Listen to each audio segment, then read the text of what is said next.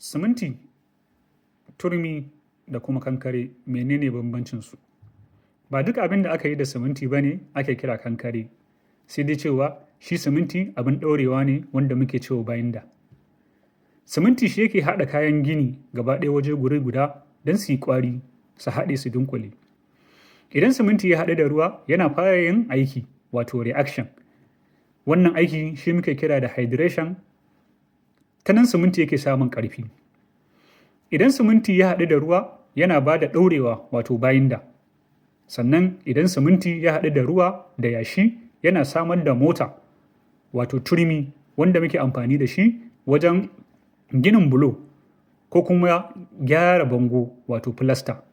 Sannan idan siminti ya haɗu da ruwa da yashi da kuma tsakuwa wato dutse yana samar da kankare wanda muke amfani da shi wajen yin dakin wato slab. Muna amfani da shi kuma wajen yin ginshiƙai ko kuma foundation na gini. Yadda siminti yake samun ƙarfi, siminti yana samun ƙarfi ne ta hanyar wannan hydration, ta hanyar hydration reaction wanda na faɗa a baya. Wato ruwa abinci ne ga siminti. Idan ruwa ya yi yawa a siminti, ƙarfin siminti yana raguwa.